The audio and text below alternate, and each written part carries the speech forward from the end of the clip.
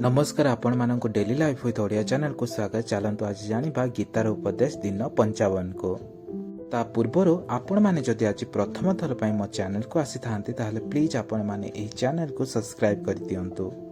आजिर समय रे हमर सबुठारु मनर बड़ प्रश्न होउचे आम पाखरे तो सब किछि अछि, आमे कोन पई खुशी रे रहि पारुनु, कोन पई आम जीवन रे चिरस्थायी भाव रे शांति और सुख रहि पारु नाही।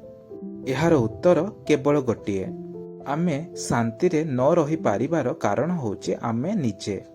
कौन यह सत्य? आमे निजको निजे ही अशांति कराउछु। आजिर समय रे आमे अशांति हबार अनेक सारा कारण अछि। सेगुड़िक मध्यरु किछि होउचे आमे सबबेले अन्य को निज सहित तुलना करू एवं निजको अन्य सहित तुलना करिथाउ। प्राय आम सुख समय रे आम मध्यरे अहंकार सृष्टि होइथाए। आमे सबबेले चाहू आम पछरे समस्ते रुहंतु, आमे सबुठु बड़ हेकी रहिबा, सबुठु धनी हबा, सबुठु शिक्षित हेबा, सबुठु सुंदर हेबा।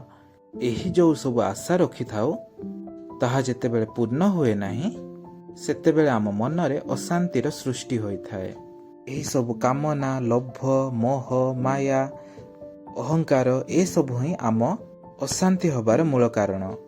जो पुरुष कामना को त्याग करिब, जहा मनरे गर्व अहंकार रहिब नाही, से ही शांति को प्राप्त करि पारिब।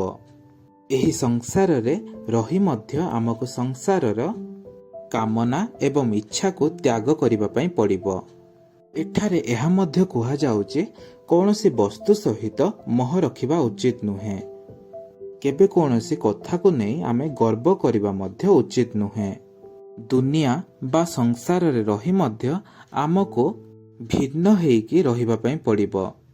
एमिति मनीष जेतेबेले समस्त को त्याग करिबो सेतेबेले मनीष शांति को प्राप्त करिबो।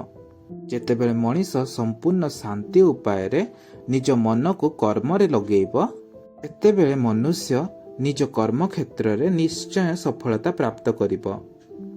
आज पई गीतार उपदेश एतिके रहुचे। नमस्कार।